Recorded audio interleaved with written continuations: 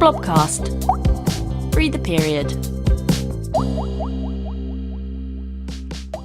My name's Carly, and I started my period when I was 11. Hi, I'm Kate, and I got my period when I was 12 years old. My name is Rachel, and I started my period when I was 11. Hi, my name is Annie Rose Nicholbaines, and I started my period when I was 15. Hi, my name is Sarah, and I started my periods when I was 11 years old. Hi, I'm Amy, and I got my first period at age 10. Hello, and welcome to the Blobcast. Here at the Blobcast, we want to free the period. What does that mean? It means periods shouldn't cost us money. How do we even begin to achieve this? We think open conversations about periods are the start. Shame and stigma around bleeding and menstruation has ruled for too long. My name is Casey Robinson. I'm a period educator, and that means I go into schools and workplaces to talk about all things periods. I'm also a diversity and inclusion educator. In this limited series of the Blobcast, we'll be talking to some of my favourite activists, commentators and charities that work in this area. The one thing we all share is a passion for periods, a passion for open conversations. Many of you will have heard the term period poverty. We're not going to use that phrase here because research shows that people in that situation feel uncomfortable with it. We're going to use the phrase period equality, which is more than affordability. It's about awareness, understanding, and again, back to those open conversations. Today's episode is all about the shame. Why is there so much shame and stigma around our periods? Where does it come from? How do we change that? And how can men help to do this? My first guest today is Molly Fenton, a 20-year-old campaigner who, along with her teenage brother and sister, started the Love Your Period charity, providing period products to those in need. She can often be found with her 16-year-old sister Tilly on TikTok, dancing and highlighting the issues of period equity. My second guest today is Richard Etherington Benson. He is a friend of mine and works with Beyond Equality, a charity that gets men and boys to rethink masculinity. He's here to talk about the role that cis men can play in periods. He's also a yoga teacher, and he's a facilitator for the Good Night Out campaign, which is a prevention charity in the nighttime economy space. He's asked me to say that he hasn't seen his chin since his 20s. Anyone who's seeing this will see he's got a very big beard. Thank you both for being here. Okay, so as I said, we are here to talk about shame. Obviously, one of the main ways we get rid of shame is to talk about it and what's kind of supporting it, surrounding it. I've got a couple of stats and facts from our sponsor, PHS, who have done extensive research in this area. And so they found that 41% of people with periods feel they need to hide that they are on their periods due to period shame. Molly, how does that feel like a stat for you? Does that feel representative? Does it 41%? Does it feel like more? Does it feel like less based on the work that you do? I'm surprised it's low. That okay, low, it feels to be low. honest. As a young person, I completely, I understand where it comes from. I feel that shame, and I find it very difficult in the work that I do to try and separate my own experiences versus the work that I do, because before, this was just like a little project for me to do. It wasn't intended to become what it has become. And from my experiences, I've never had a good period. I don't like them. Love Your Period is rather ironic because no. Because you don't? No. Because you don't? So I don't know what younger me was thinking putting that as the name, but it's more around, the acceptance of this is what it is, and actually it's seeing the good side. But that's very hard for people to see, especially when we look at everything that surrounds the shame and stigma, we're thinking of lack of education, lack of access. Everything joins together. So if we're teaching young people that these products need to be hidden away, also then we're saying, right, you're on your own, no education, you're fine. Of course that shame's going to be there. But yeah, I am shocked that it is that low. But as a young person, I completely understand why someone would feel shame around their period. Yeah, for sure. I think that makes a lot of sense. And I guess always, I tend to say this all the time, we're looking at numbers, right, is the idea that if it's that number we've got on the piece of paper, it's probably a bit higher, if not a lot higher, because especially on a topic like periods, especially on a topic like shame around periods, is that also getting data around that and asking people questions about it isn't always going to give you the best insight. And people sort of have these kind of feelings, should I say this, should I say that? So I think it's really important to think about, like, I guess, low-key embarrassment that comes from it. But it was really interesting. It said that from this kind of like 41% that had said that they felt the need to hide them, 49% of that group then said that was due to like embarrassment and social etiquette. And like social etiquette for me is a fascinating phenomenon, right? This idea that there are these sort of rules about society and how we should behave and how we shouldn't. None of us really know where they came from, like, but they're just something that's there that exists. And so, yeah, this idea that in terms of etiquette, we should not be talking about our periods, showing period products, hiding them. Again, essentially from everybody, right? I think that's the thing, is that even if we're in like mixed gendered environments or single gendered environments, there's no real space where we're super open about this. Do you agree? 100%. I think it's I know this is an issue all over the world, but I feel it's a very British thing for us to be hiding it and pretending. See, even me then saying it instead of my period, that's something that's just like ingrained from me growing up. And I was lucky enough to have that education from my mum. Briefly, but I've never ever, even now, I wouldn't talk to her about my period. It's just not something I do. I come and tell everyone else, but I don't feel able to sit down with my mum and say, look, I've got this issue or that issue, or I've never, always not wanted to go to the doctor. I've left it until things got really bad for me to turn up and go, you know what, I'm having an issue, because you just feel that embarrassment, but also that experience where doctors have turned around and said, oh, well, I don't know what we can do. You can go home, have a cup of tea and have a bath. Like, that's the type of advice you get around it. And we can't assume that all young people are also getting this education from their parents. Yeah. Today, more than ever, they're not having that. So that needs to be coming from somewhere else. And as you say, it all links back to the shame, because we're teaching that they should be hiding these products, which isn't right. But the only way we're going to get through to that is by, no one's born with that shame. We learn it. Let's say everyone's at a 1. Yeah. And we need people to be acting at a 10 to get it in the middle. So people feel that they can't even say the word period, like I changed it to it then. And we need people, campaigners, educators, those who have a platform or are influencing young people to be going above and beyond to be able to get some sort of neutral ground. Because at the end of the day, it's a natural bodily function. Yeah, we're still having a really rough time with it. And it's funny because, and I do the workshops with, and we usually separate them with like girls and boys, right? And the girls are sometimes absolutely like aghast to hear that we are doing period workshops with the boys. Sometimes a bit more outraged than the boys are. The boys are like, yeah, okay, like whatever. And then the girls like, but why are you doing that with them? What are you saying? What are you going to talk about? What are you showing them, right? And they get this almost like anxiety around it. And so again, like the idea, and we talk about things like coded language, like you said, you've just called it, but like we will call it all kind of different names to hide the fact that we're talking about periods, the classic slip your tampon or your pad up your sleeve trick, all these kind of things. Even the idea that men would talk about it or boys would talk about it is also a bit like scary and anxiety inducing to women and young girls. So I'm going to ask you, Richie, you're a man. I am. You are? I haven't even said anything yet, and I'm so far out my depth. Right, but this is the thing. So this is the context for why Richie is here, right? Is that the idea is that this conversation should be a shared conversation, right? So, of course, as a cis man, you are not going to be an expert on periods, I suspect. I am not. Have a period. However, you do work with men and boys. You do work with men and boys, particularly on conversations that we would consider taboo. What could you even share maybe that would give us a bit of an insight into like men and conversations around period, or boys and having conversations around periods? Okay, let's start with the macro, right? Okay.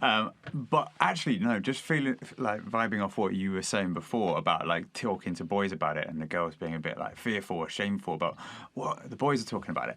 That's because I think there's an element of knowing how boys operate, and like they know that the boys will think of things and find things in there that they want to weaponize and use back against them, right? So it's like that knowledge of that, I think, is in there as well. Okay, the macro on men and boys talking about periods, they don't. Like, they don't. I think it's an area where curiosity is not even encouraged in any capacity. No. It's very, very much hidden from view. Actually, extremely hidden from view.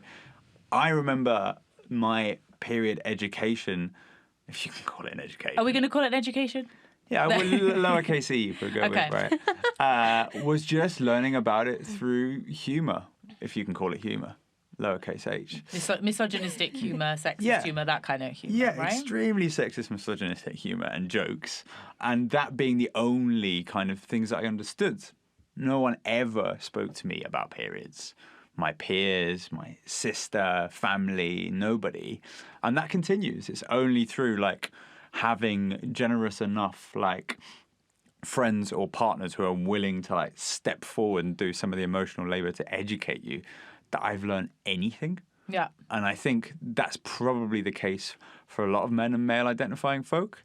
And I imagine that like it's going to remain that way until I think men lean into that conversation and actually start going past the humor, because the humor is discomfort, right? Mm-hmm. You make a joke if you don't understand something, you're fearful of something, you don't get it. So like that's where the joke just comes from. And I think the only way to move past it is to stop using like the euphemisms around it. So like calling it what it is, menstruation, periods, and also just like challenging the jokes and being like, come on, and we're still making the same lazy jokes. The Blobcast wanted to find out how gender affects behaviour and shame out in the real world.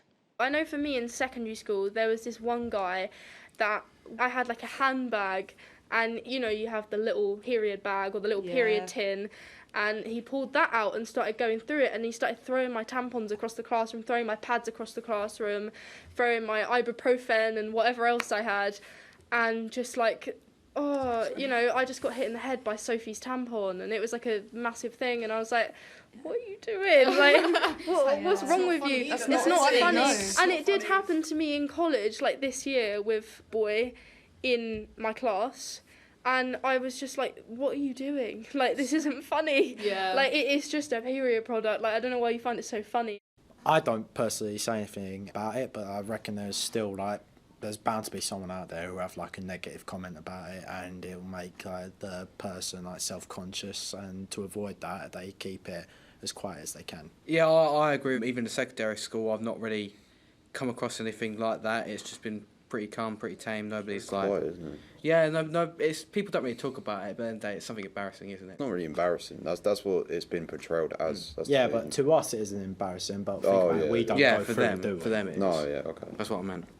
I have 3 older sisters and I live with my mum, but I never really went through any of that stuff because I'm the youngest out of all my siblings. Like, I've got a 10-year gap between them, and I won't say like who, but whenever someone did talk about it, they would like talk in code. I'm not sure whether it was because they was embarrassed or like self-conscious, or that's just how they've always said it. But they'd always talk like, say, I'm going to get some women's things like that. They wouldn't like use a specific like word of a product. And so kind of thinking about the idea is like the way that we hide it, this idea that it isn't kind of like talked about. And even if I do like workshops with young boys, like young men or adult men, right, in the workshops, they're all kind of like, oh, I don't really know why I should be here, right? Like the boys are like, oh, we don't have periods. And men are kind of like, should I be here? You know, sometimes we'll set it up and they're like, I feel like I'm taking up space. And then my sort of like back to that is that we live in a mixed world. We are consistently in a room with somebody of a different gender, background, difference to us. And so having a little bit of knowledge about something so that you can be supportive or a little bit empathetic or just get it a little bit more when the time comes, as opposed to like the shotgun jokes that come out or the, you know, instant just, oh, gross, right? Like, that will be sometimes men's instant responses, oh, gross. So just to know that it's something healthy, something that's natural, something that's important, something that can really affect somebody's life. And then when I sort of say that back, they're all like, oh, yeah, that makes sense. Okay, cool, right? Let's go on. Sure. Yeah, fine, no probs. Period products are being provided in schools. We know that essentially from the data of PHS that 94% of secondary schools are claiming free period products to give to their learners. However, more than half of girls, 59%, have basically said that they didn't know that those products are there. They're not aware that their school is taking part in that. So I don't know if either Molly, you want to feed in here with your work in that. I know that's a really core part of what you do. Like, what is the issue here? So that statistic that you just said was for England. Now, Thank you for reminding me. I told Molly to remind me because I knew I'd forget. So that statistic was for England. Great job. So for the male teachers, I find, are more open about periods than the female teachers. Really? Yes. Very interesting. In Wales, that is by a huge amount. I need to do some research on it because I need to know. I find it very, very difficult to work with female teachers. They don't want products in their classrooms. They find it very embarrassing. And when it comes to education, a lot of the teachers have turned around and said, I feel like I'm going off my own personal experience. And I completely agree. No teacher should ever have to link this to a personal experience. When I'm doing any of my work or my workshops, I never, ever bring my period into it. It's not something that I would do. The latest survey, Love Your Period, did, we spoke to 3,000 school pupils, and 97.7% said that they didn't even know that the scheme existed. And we're 4 years down the line of free products, and 97% of those pupils I spoke to don't know. Love Your Period, my bedroom is half products. I have to scurry around it to get to where I need to be and jump over it to get to bed at night. And I use them to give out. So anyone can contact me via all our social media pages that we set up solely so that people could contact us. Okay. And we have loads and loads of messages a day. And probably, I'd say a year ago when we started it, it was maybe once or twice a week someone would come and pick up products, and then regular people would come monthly as they needed them. Now we are giving out at least to 2 families a day, and we don't have enough products to keep on top of, but more places have got free products more than ever. So it's like the hard bit's done. The money's been allocated and the products are there. But what's getting in the way of getting them out is the shame, which is what I don't understand, because the difficult bit is funding it. I like to go in as like a secret shopper, or we like to call it the period police. But they don't know who I am, or if they would know who I am, I send in someone else. All schools and hubs have reusable products, and they're still, let's say in June when I go in, wrapped up in the cling film in the cupboard. They haven't been opened. They're not available in the toilets. They're behind a locked door and students aren't told about them. There's no signs, no posters, nothing in the toilets to say that it's there. You know, we're still living in a world where only one cubicle has a sanitary bin. And it just, you know, there are so many things that, and I feel that's why it's getting in the way. But that survey really shocked me because I expected it to be high, but not that high, especially 4 years down the line. Which is wild to me, right? Like the idea that you've got all these products, like in my mind, I would like, put them in the loos. Exactly. Like, that's the first place I would think to put them, which I suppose, again, like brings us back, which we can only assume, right, brings us back to this idea of like shame and secrecy, that if they're in the loos, they're very visible, they're very in your face, right, be that being individual cubicles, be that a box like next to the sinks. I know that schools are set up differently in terms of toilets, but realistically, like, I don't know, you can agree and disagree. That seems like a logical decision, no, to put them in the loos, but it's not happening. Doing those, what should be normal, ordinary things, such as putting them in the toilets themselves, will help get rid of that stigma. Yeah. I feel like there's lots of little things that we can all do. You know, like when we talk about the environmental crisis, we're all stopping using plastic water bottles, and everyone thinks, oh, it's only one thing, but it builds up. Plastic water bottle onto the floor. Oh dear. We all do little things, and that adds up.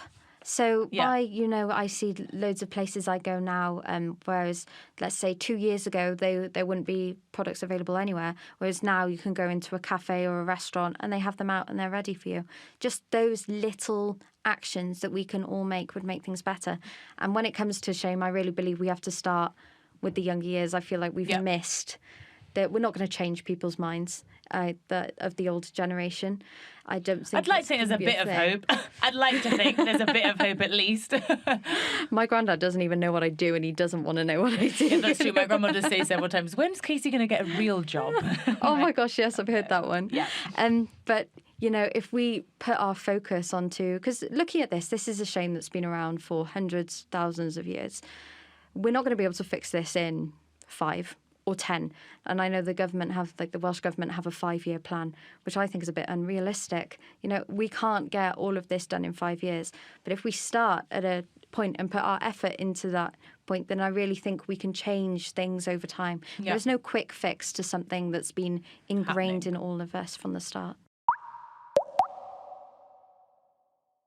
The Blobcast spoke to 2 Welsh international footballers, Charlie Escott and Lily Woodham, who play for their clubs, Birmingham and Reading, as well as for their country Wales.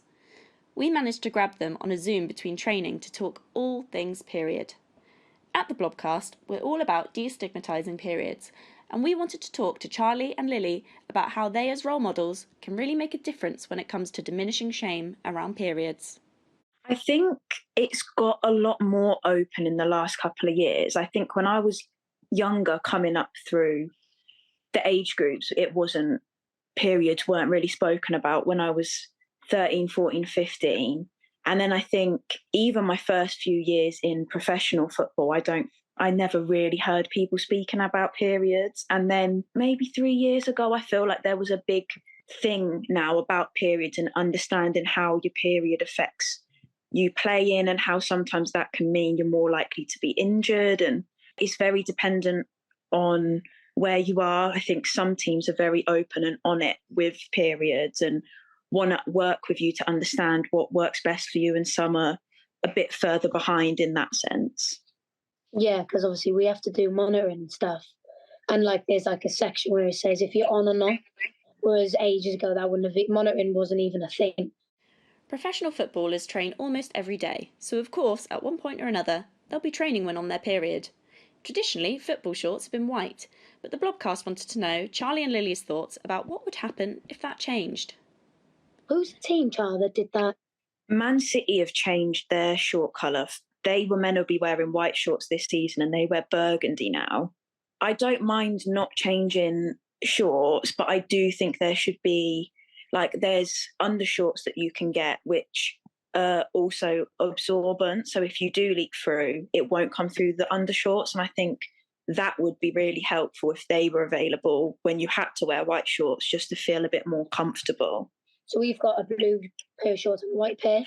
And I know I feel if I am on, way more comfortable in the blue short. If I'm on, I'm like, I found them in blue, is what it is. Whereas when we put in the whites, I know I'm a bit more conscious about it. Have you ever been in a position where yourself or another player has bled through the shorts? I know I have, not visibly, but when you do take your shorts off and you're like, oh God, I'm glad no one saw and stuff. I have done that. I've seen it happen to one person before where they'd leaked through in the warm-up, but the kit man always has luckily extra shorts, so she was able to just change her shorts over, but that will obviously then be in her head for the rest of the game because you don't want to be on TV and there's blood on your shorts either. We also asked Charlie and Lily what they thought about why there's so much shame around our periods. I think it's more just probably because it's been so unspoken about for so long that when something isn't spoken about, it tends to feel more shameful because it's like you're keeping a secret when really it's not. We all go through it. It's all normal. But being open and honest, I think, takes a lot of the shame away from it, actually. It just becomes more natural for people to have a conversation about when you're on and stuff and what's going on. We are sponsored by PHS. PHS supplies schools with period products which are free for any and all learners who need them, whenever they need them. No questions asked. I actually want to go back to your point, thinking about long term and the idea that this is going to take time. I really want to go back to your point about you find that male teachers are way more open to these conversations or willingness to learn and be aware of these products. And then I'm going to flip that, I suppose, back to Richie, right? Your expertise is with working with men and boys, and maybe you might need to give a bit of backstory, a bit of insight into why certain topics are so difficult to talk about when you're a man or in respect of masculinity, patriarchy, these types of things. But I feel like you were just as surprised as I was when Molly said that. Mm-hmm. I mean, I can speak if you like, but I'd rather sit here and listen to Molly. I would love for you to speak. I would love for you to speak. Yeah, I was massively surprised by that. I guess letting it percolate a bit is starting to make some sense, but at first I was like, what? You got that wrong. I think there must be an element of curiosity that I feel like with a lot of different conversations, maybe this being one of them around periods, a lot of men and boys are just waiting for an invite to a conversation they've never had before, but they never see an invite.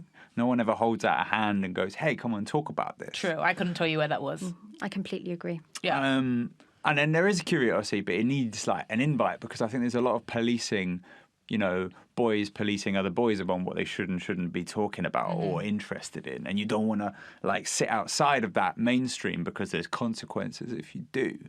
Talking about like social capital and things like that, like the idea that like you need to stay cool and look like you're doing the right thing with your mates. If you're with your boys, like, why are you the one like, you know, quizzing someone about periods? Like that would be seen as like, that you'd lose some social capital for that. Yeah. So you don't. But so maybe that makes sense with like some of the teachers like being like, all right, this is my chance to actually step in, learn a little bit. And maybe there is like a teacher's mindset, and I'm not a teacher, of like the further you are away from something, the easier it is to teach, maybe. Like, because I don't know. I'm putting like, you know, things together, and correlation doesn't always equal causation. But I think more broadly with men and boys, a lot of conversations are like off the table. They're off the menu. You don't talk about that. And like, I don't think it's the work of people who have periods to be doing the work to educate men, right? Because it's another thing that men... Another one for the list. That men need to be educated about. So I think it's like, if you're going to just be a compassionate human being, let alone an ally, like you got to do that curiosity and do that learning a bit yourself, or a lot yourself, maybe. Yeah, for sure. But I think that's the idea, right? Is that even when, you know, I say it to the boys, of the idea that, you know, one of them said to me once, like, oh, what am I supposed to do? Just like walk up to a girl and be like, oh, have you got your period? Are you all right? And I was like, please never do that. You know, like, please absolutely never do that, you know, or like, what am I supposed to do? Like, give her a tampon. And I was like, again, no. And I think the idea is that because like period shame is so normalized, like it's such an ingrained part of our culture, that sometimes just asking them to talk about this and think about it, they want to know when they're going to need to know it. And I'm like, this might come up like less than 5 times in your life where you might need to be a little bit compassionate and more knowledgeable about it. Whereas for them, I think sometimes they hear that, oh, I need to learn this because this is something I need to be doing each and every day, right? And I think that sometimes they feel a bit like, well, where am I going to talk about this? And that's also an indication, is because we just don't talk about it. It isn't something that's considered. And so you look at that from the conversation of like 12-year-old boys all the way up to what are like 50-year-old men in workplaces now who don't talk about it, won't talk about it, will never consider it in any sort of manner.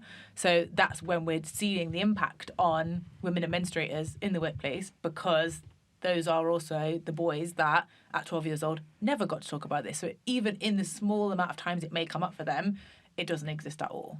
What are like some of the key ways or most impactful ways that men can open up about some of these? Is there like tips and tricks? If you're a male teacher listening to this, wanting to talk to about your class, you're a bit hesitant, you're a bit unsure, is there anything you could be like, think about this? I think I'd love to give you a magic bullet and everyone a magic bullet, but there isn't one. There isn't one. Otherwise, we'd all be retired in Barbados. We do say that a lot.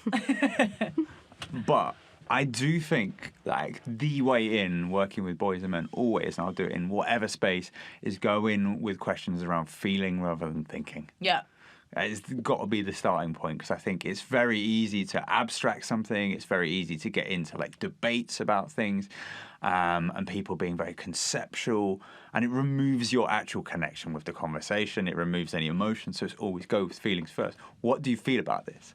I think using like the definitions which need to be used, don't talk around the subject. All these different euphemisms which come up. Like, I think you'll get discomfort and laughter, but that's because men don't know what they're talking about. So it's like, let's make some jokes about this. That will happen.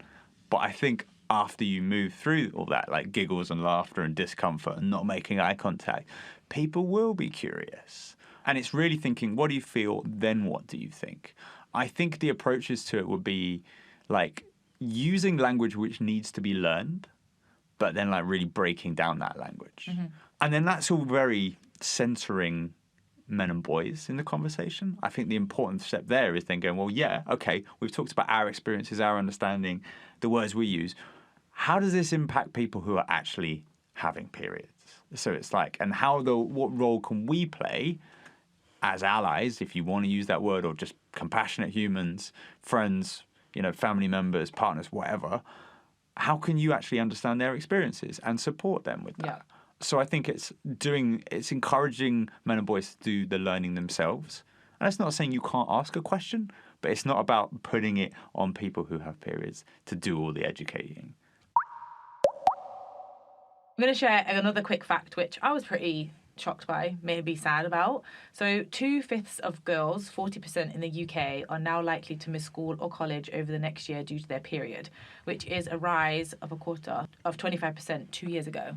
So it's gone from 25% to 40%, which is sort of like this whole sort of conversation we've had, right? And I think even sometimes you'd see people recognise, no, things are changing. Like, it's on TikTok now, and I saw so-and-so talk about on Instagram, like, visibly, like, you know, they're using red fake blood on period adverts now, and all these kind of things. We're seeing the difference and seeing changes, but we all also are seeing a rise in young people who are missing school. So I think also that, like, education piece around, you know, it still needs to move forward. I think we can be pretty sure that shame is still playing a massive role in that. I think that pupils missing school because of their period does come into different sections. And when you think of, let's say if you put yourself in that position, which I can, and I go, right, I miss school, you never think for one moment that, oh, someone else might be off school because of this. You feel completely alone and isolated in that time. Even if you can talk to someone about your period, if you're having a really difficult time, whether that shame and embarrassment comes from stigma, poverty, or the general side effects that you get from your period, you can feel very isolated. We're looking at, you know, coming at it from a stigma side. I think that links in with education. I remember sitting my GCSE English literature exam in agony. I was in so much pain from stomach cramps, but there's nothing you can do. You know, the invigilators don't know what to do. You can say something, but they say, that's it, you just have to get on with your exam. Mm-hmm. And I know I did really, really badly on that exam, and it reflected because of that period. Being in excruciating pain and being really unwell isn't normal and does require medical attention, but people don't know it because we don't learn about it. So pupils may not want to go to school as well from a side of, yeah, okay, I have products, but what if I'm in pain? What if I'm uncomfortable? What if I have a double lesson and I'm not allowed to go to the toilet halfway through? I've got to sit there for 2 hours. Yeah. And you can, you know, I feel that sometimes when I go on my period, I know, you just know when it's happening. Yeah. And that can be really daunting and uncomfortable to sit in for 2 hours. And they don't allow you still to go to the toilets in schools. There's a big thing of, you know, when are they going to abuse this privilege? Right. But it can affect your education, affect your learning, you know, just feeling so uncomfortable and embarrassed in school can have a massive effect on just your education in general and how you're going to be able to concentrate in that lesson. Yeah. Can I say that, like, I've got a statistic for you. Okay. Right? 1/3 of the people sat around this table had never really thought about the fact that girls and women are missing school because of period pains. I hadn't really ever thought about that. Yeah. And so it's like, yeah, it's amazing, like, hearing like that statistic come out in reality, because I'm like, whoa, of course. But it never really crossed my mind. Yeah, for sure. But also, if you've never been told about it, if you've never been educated, if you've never seen it, I mean, I always say this, how many times besides a period ad have we seen someone with a period on TV? You don't. Like, and also the times when you have seen them, I don't think I'm allowed to say the name of the movie, but like most of the time when it's in the movies, it's like a really negative representation of that too, right? You're not even seeing someone with their period having a great time. You're either seeing them having not the best time, or a man is being really rude and mean and gross about it, right? Yeah. So I think, like, again, it feels frustrating, but also if we're not taking a step back and saying, okay, these are all the barriers, actually, how can we address all of them? And one of the main ones being education for young people, but then at the same time, like, sometimes you see it in the workshops and the teachers, like, sat in the corner of the room, and I can see that they're learning at the same rate as the kids. You know, and I want to have that, like, dialogue with them in terms of, like, what do you think? And you see them looking at me sometimes like, don't ask me. Do not ask me anything. And I'm like, got you, you know? But that, in some ways, like, you know, it creates a little, like, a bit of a vibe, and it's funny sometimes, but realistically, teachers shouldn't be learning at the same rate as their students, right? No. No. Social media is excellent, especially when we're trying to do the type of work that we're doing, because it's how you reach a lot of people, and especially the younger people who can be influenced. People feel more comfortable sitting there in their own environment, being behind a screen and watching and learning, as opposed to someone, you know, as if I was to sit down and talk to them here and now. You know, you wouldn't feel comfortable with that. But of course, then you've got the other side of social media where there's a lot of misinformation. We don't know what is true and what isn't true. All these period memes, which are great, and we share some of them, but you don't always get the right information across, or statistics that maybe someone shared that isn't quite right, or myths.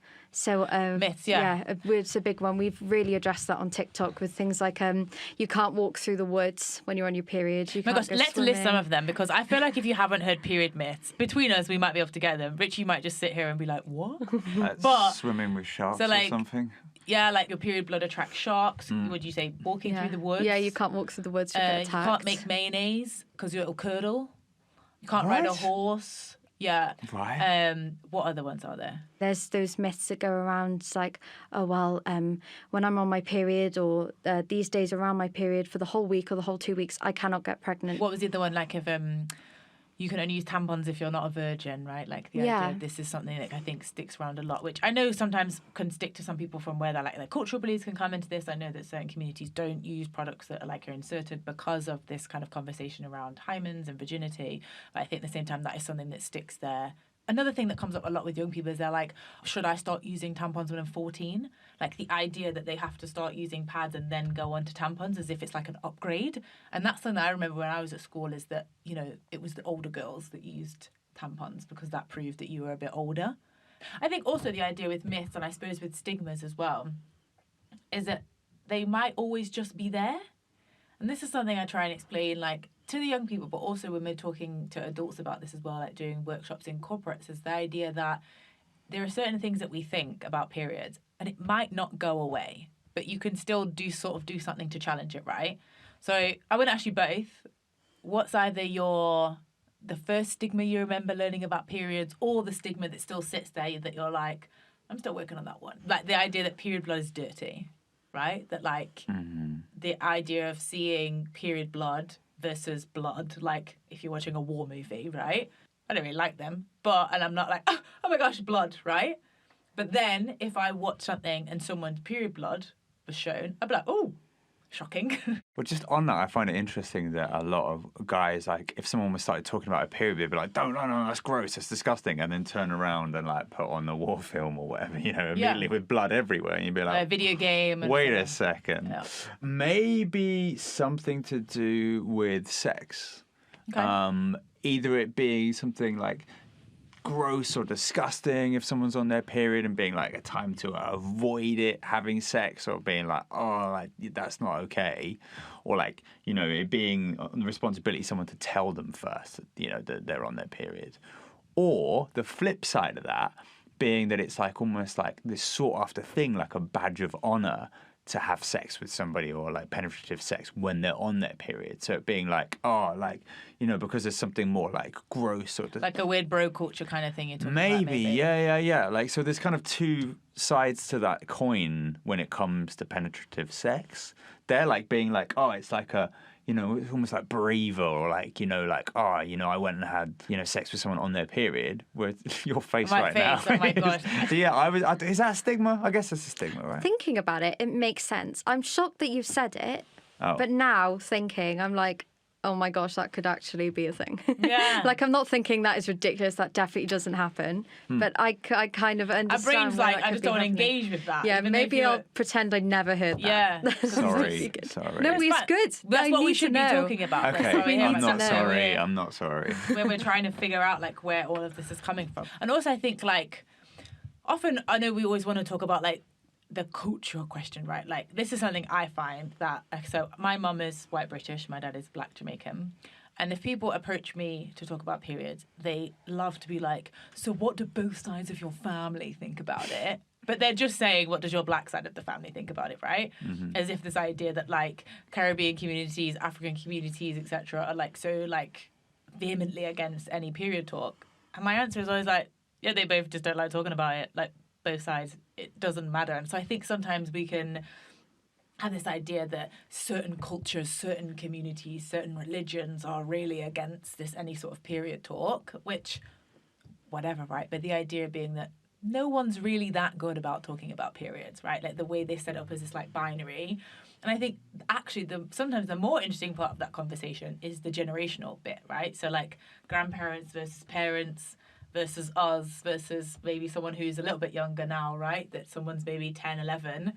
And looking at that, do you feel like you see the difference there massively, Molly, in your work? 100% between each and every section, but the only bit that remains the same is that no one likes talking about it. So the shame is still there. The shame is still there. Talking about it's just a different language or understanding of what that may be. The Blobcast. Free the period. Molly, I want to ask you, I mean, obviously in a conversation about shame, right, like one of the key bits that this comes from is the unfortunate reality that lots of people still cannot access period products due to affordability. And we're not just talking about fantastic, fancy CBD tampons. We're just talking about being able to access basic products to get them through their period. Can you share a little bit about that you've kind of seen and understood in your work, and how shame kind of plays a big role in the fact that people can't access those products? Yes, of course. So we have lots of people access Love Your Period all the time for a number of different reasons. And when we first began Love Your Period, it was actually solely for period poverty. And someone always has to be available to give those products to them or have them out if they don't want to make contact with us. And of course, over COVID, when everything was locked down, we saw those people needing products more than ever. And specifically in Wales, I was going on the Welsh Government and saying, right, we've been in lockdown now for 4 months, nothing's happened. What's going on? We've been in lockdown now for 6 months. People need access to these products. We have lots of young people come to us specifically for their families and that give us permission to anonymously use their stories. One particular person who accessed Love Your Period during the exams last summer only found out about us because she'd started her period during an exam and the invigilator wouldn't give them products because they could use them for cheating. And it was then that goodness. Yes. A friend turned around to her and said, how does that work? That is just, I know. That is a lot. I'm sorry. I really am so happy I never have to do exams at school again. But wow, like that is so annoying. And it's the story I always use because she phoned me in hysterics. And usually, I don't take phone calls and things, but I'm so glad that I broke my own rule and did it this time. Yeah. And I said, look, okay, give me a call. We'll have a talk. And she was like, I'm outside school. I'm waiting for my mum to pick me up. This has happened. And now she's a part of Love Your Period. And she does campaigning with us, volunteering. But the fact that something like that had to happen for them something to so awful find. had to bring her to that point. Like, can we find our entry point through joy here and not through trauma? Exactly. Yeah. And I feel like we've made lifelong connections with families simply because every month they come to us to get products. And whenever we have someone new, I say to them, did you know that you can get these products for free at your school or here or there? And they go, no. So it's a fine line of, we can scream and shout all that we want, and Love Your Period do share this message every day, but there are people that do have that responsibility to share it, because ideally Love Your Period won't need to last forever, and I won't need to be in a position where I'll have to be hopping over big boxes and big bags of products just to get into bed at night. That doesn't need to be the case when these products are already there. Yeah. They're just not visible. So that's where the shame comes in them, because they're just hidden away and people don't know about them. And, it looks like from a higher level that things are working, but there are those tiny little miscommunications that are having huge impacts. Yeah. So, of course, another story that Love Your Period has heard, again, that I've had permission to share anonymously, was somebody who newly came to us to access products and said that I've always bought them. I've never had an issue. But since, the prices of everything have gone up and, we saw the tampon tax go, and it's like it never went now because they were more expensive than when the tampon tax went anyway. Brilliant. These products are just, they're a nightmare. And even I think of it and I go shopping and I think, gosh, it does run through my mind. I think, right, no, I'm not going to get them. But then I think, no, I have to get them, for my safety. So I spoke to this person. She said, yeah. I said, so when did you stop buying these products? And she said, probably at the end, when we came out of lockdown. I said, were you aware of what we do? And she said, no, I just, it came up on like a social media advert and that's how I found you. I didn't really know otherwise. I said, did you know that your school offer you free products? And she said, no. I said, if you don't mind me asking, how have you been getting by yourself? And she said, well, my mum tried really, really hard to get these products, but it wasn't something that was accessible to us anymore. So I'd go to school and then I'd use my dirty sock overnight and then I'd use the other sock to go to school the next morning. So not only are we talking about a sock here, which isn't, of course, adequate safety, but we're also talking about a dirty sock with that bacteria. And she said, I had no other choice. And I said, look, no one's mad at you. No one's having a go at you. No. You weren't to know this, and that's okay. And I'm really glad that we've now found someone else who needs access to these products, that knows that they can call me or turn up at any time to get those. But there's only so many people that you can actually reach unofficially, you know, and only so many people that are going to be able to find out about the services that you run or the support that you offer, no matter how loud you shout about it. And you know, that's just one story. And looking at how these levels and the statistics that you've shared today from the PHS group, that's going to be happening more than we could ever imagine. Right. And that lack of education then links to that shame of not wanting to ask, because she'd gone so many months without asking, linked to, you know, poverty. All three of them intertwine, and it can get into really dangerous situations. For sure, no, definitely. And like you're saying already, like the product should be there in schools, they should be able to be using them. But then, and I say again, like hearing certain people have this conversation and talking about it, but realistically this idea coming out that kids are being like means tested to be able to access the products in a similar way to like free school meals, right? So if you're getting free school meals, that means you're the ones that are getting access to the products or not. This is something that people have been saying around, but to me is kind of shocking that that would even exist when you have all the products there. I don't know if you've heard anything like that. It is. I remember when this first came out in Wales that was something I heard a lot, that these products were only for those who access free school meals. Now, we know now that actually probably every single pupil in school, if you think about it, should have access to free school meals, looking at prices. And I don't see why these products are there. The funding is there. Isn't it supposed to be that everyone's just supposed to have them, no questions asked? Yeah. Like, that's just how it should be. And we shouldn't be saying to anyone, you know, we run this thing of women aren't the only ones that have periods, and not all women do have periods. Exactly. Doesn't matter, you know, whether you're a trans woman or a cis woman or however you identify, you know, periods aren't just a gender thing. It doesn't work like that. So we have had a lot of people come forward, and even if I look at them and think, well, no, I don't think, but if someone would look at them and think, why are they getting sanitary products or period products? That's not something I think in my mind now. You just take them because you need them. I don't think the money that you have affects the period that you have. And I don't think it should be seen in that way. Yeah. We view periods, since these schemes have come in, I feel like they're viewed as a financial thing. Whereas actually we need to separate the two and realise and just be a bit more human. It's just a health thing. This is a healthcare issue. That's it, right? It is. Definitely. And they need to be separated 100%. And there is, you know, no one deserves a period product more than someone else just because they fit into a category or because they identify a certain way or they're from different countries in the world. I feel like none of that should make a difference, but that I think we have those prejudices. If you believe in something or you think something is wrong, which I think a lot of young people that I speak to, you know, all of them think, well, I'd never go and talk about periods on my own or do what you've done with Love Your Period. But, you know, I'm happy to be a part of the conversation and make the small change that I can. So something I always say to anyone I talk to is, if not you, then who? And if not now, then when? It's easy for me to sit here and say, you know, I'm lucky that I got to the position that I am and I'm doing this today. But I worked for that because I wanted to make a change. Anyone has the ability to do that. And as you say, everyone has an equal responsibility to make a change here. And I really think that young people can be the driving force of that. Someone's got to start. And, you know, we're getting there, but we need more people to join in order for us that difference to really be made.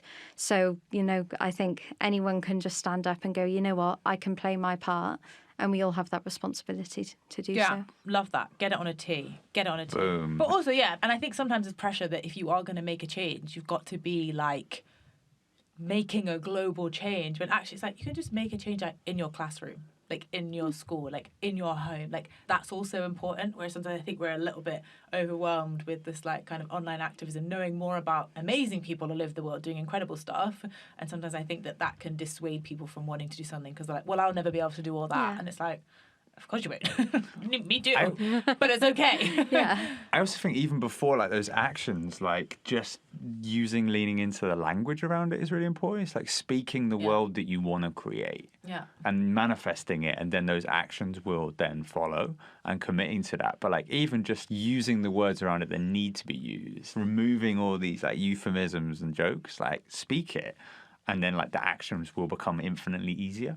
And I also want to say, like, I've been sat next to Molly, who's been saying so many mic drop things here. Like, why did you attach her mic so, like, heavily to a stand that she can't drop it? Like, it's just not... Just throw it at the wall now. It's not okay. Just love it.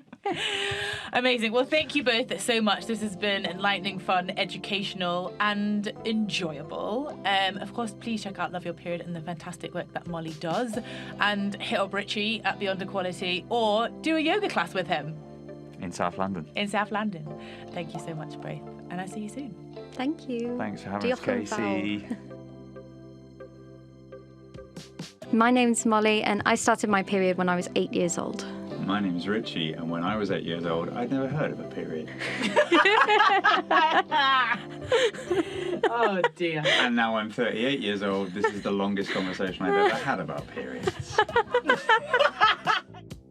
Thank you for listening to the Blobcast, where open conversations are our thing. Now, we want you to do the same in everyday life. Tell people that you're on your period, talk about your bleeding, and don't hide your period products. The more you talk, the more shame and stigma can be broken down. And the more that happens, the more we can free the period.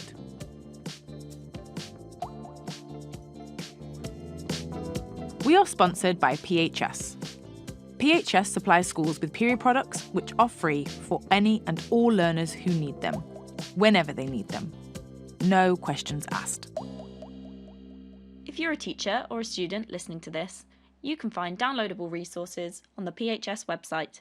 The link is in our episode description. Don't forget to follow us on our social channels. Just search for the Blobcast.